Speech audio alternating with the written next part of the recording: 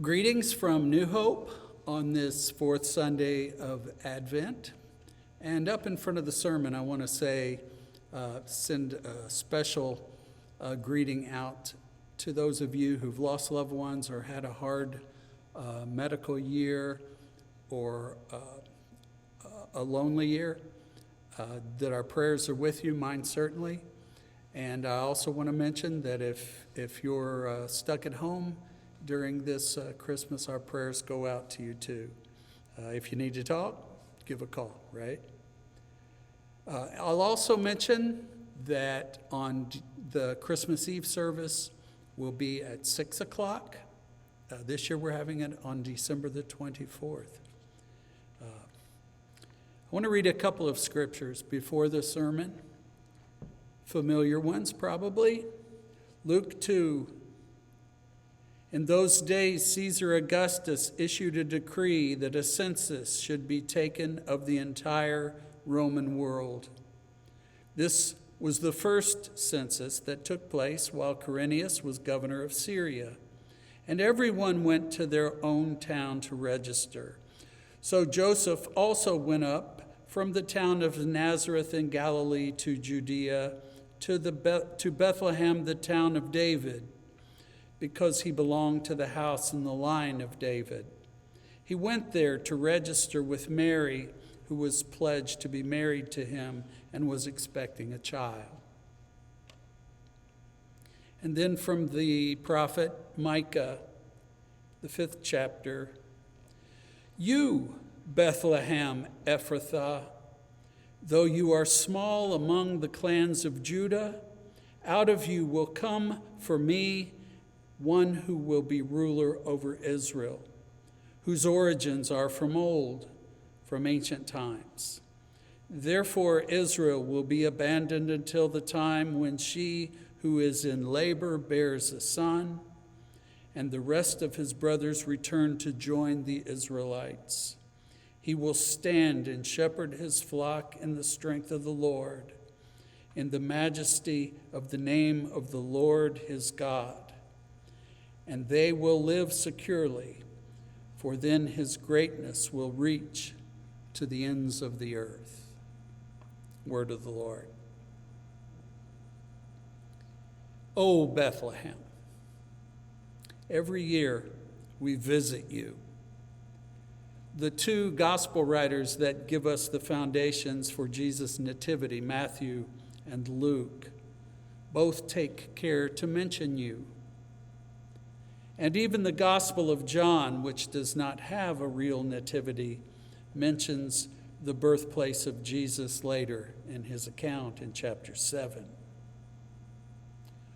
Also feeding our imagination is the famous hymn of Phillips Brooks, "O Little Town of Bethlehem."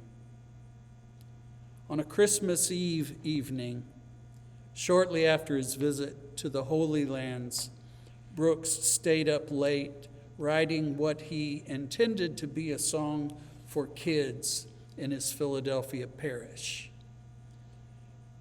In his poem, Bethlehem enjoys its deep and dreamless sleep while above stars go by. And yet, in the humble quiet of this place, the hopes and the fears of all the years are about to be met. And then, of course, we've got the words of Micah, which I read a moment ago. "You, Bethlehem Ephrathah, small among the clans of Judah." Small indeed. I couldn't find any scholars who imagined Bethlehem in the first century to be more than a couple hundred people. It was small enough that it seems to have left no footprint from the first century for archaeologists. A village, a burg, smaller than Taylorsville, almost certainly. And small in importance, we should say. Micah bypasses the usual word for small in size and instead chooses the Hebrew word that means trifling or insignificant. Now, if you know your Old Testament really well, you can say, well, the tomb of Rachel, Jacob's wife, was near Bethlehem. And the Old Testament book of Ruth unfolds in and around Bethlehem. And then this was also the home of Jesse, King David's father, and comes to be known as David's town. That's not nothing. Well, that's what's memorable in a more than 1,000-year span. Looks like you can count on something exciting happening in little Bethlehem every 300 or 400 years or so. Good luck hitting that lottery. Remember what was said of Jesus' boyhood town of Nazareth. The saying was, what good can come from there? And the same could be said of Bethlehem. Nothing happens there. Except when it does. And it does. God in the flesh enters the world at Bethlehem. Go home and spin a globe and just think about that. Of all the places God could have entered the earth, he comes in at Bethlehem. That is at coordinates 31.7054 degrees north, 35.2024 degrees east. That, of all places on the globe, is where God put the crosshairs. God enters there. In Nothingburg, small town, Hicktown, just a cluster of hovels that would eventually disappear in the dust. Best days in the past, no state championships at the high school to name on their entrance sign, no rural king, you have to walk 6 miles to Jerusalem to get to the rural king. And of course, limited accommodations for outsiders. We know that. But this is the birthplace of the Son of God. While mortals sleep, the angels keep their watch of wondering love until they, together with the morning stars, proclaim the holy birth. Who would have thunk it? The Son of God is born in Bethlehem, and forever worshipers will say its name. Don't underestimate the importance of Bethlehem. I mean, you might be inclined to say, well, Jesus had to be born somewhere. But this is more than just a happenstance.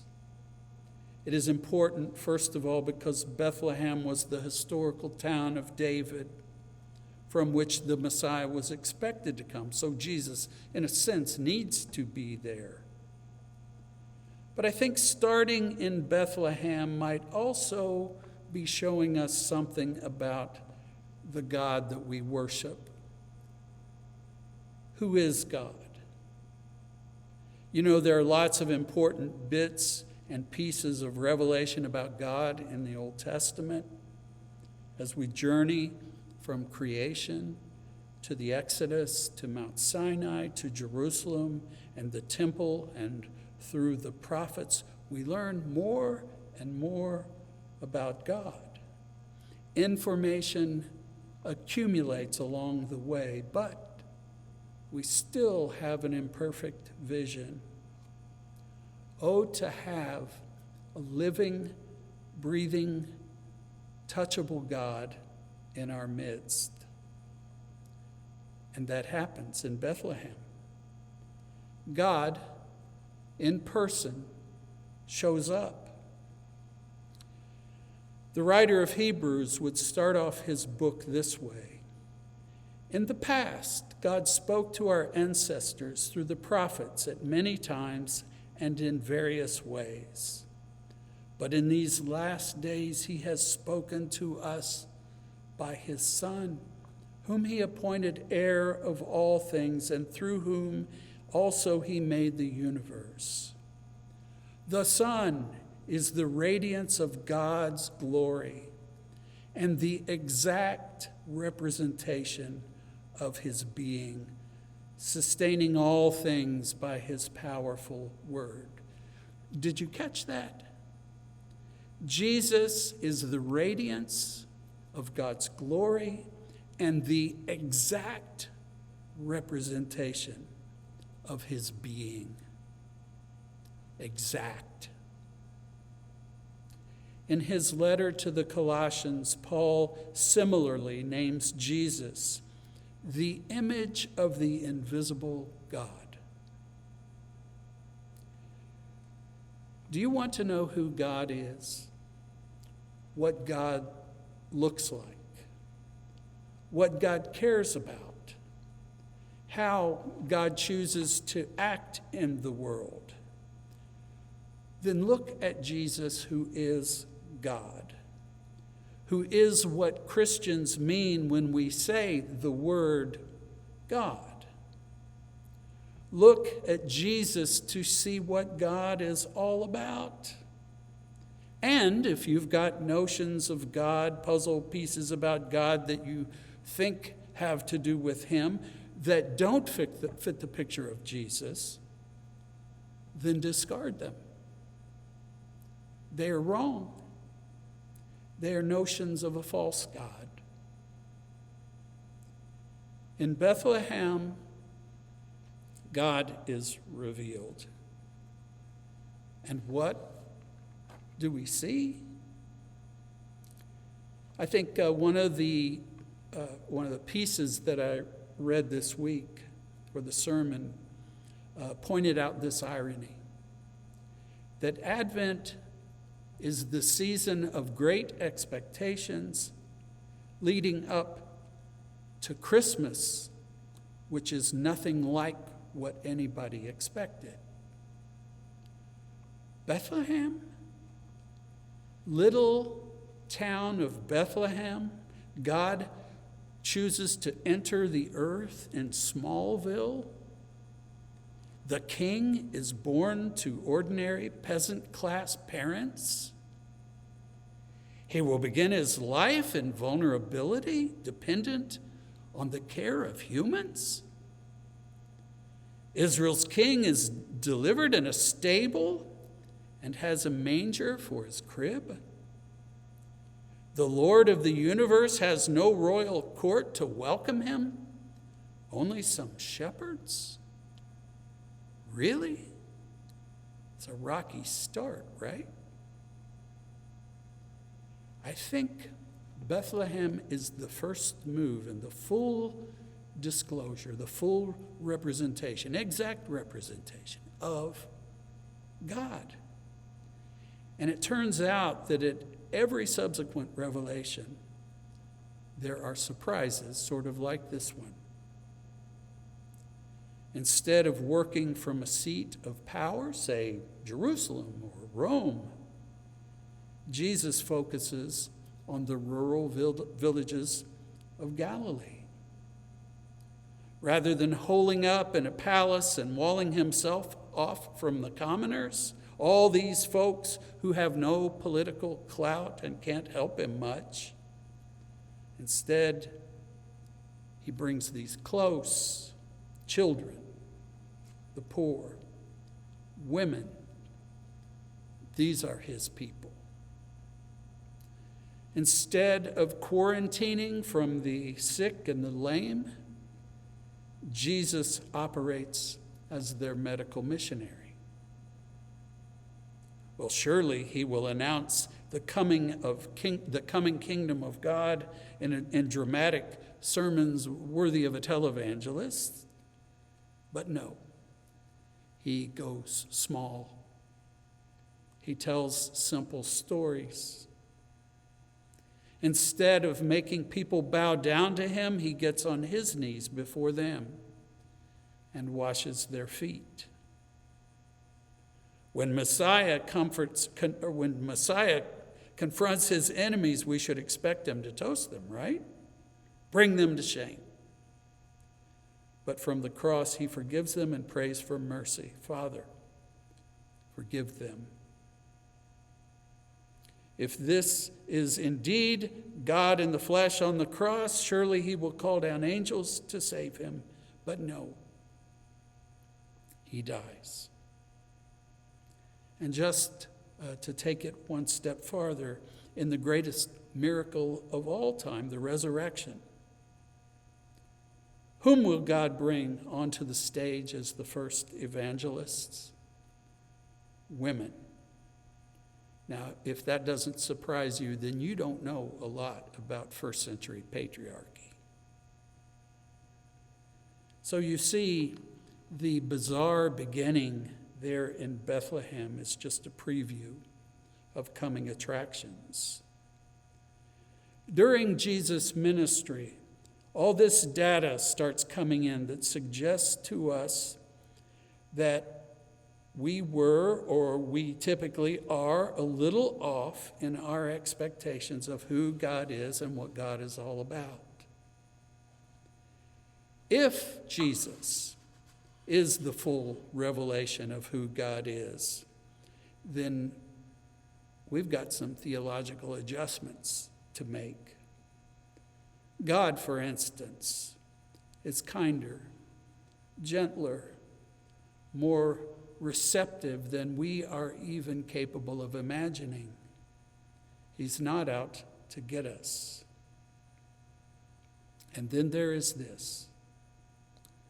As we think back through God's own self-disclosure in Jesus, it becomes rather clear that the God we serve is perfectly comfortable working with ordinary people through little events and in small places. And that's good news, right?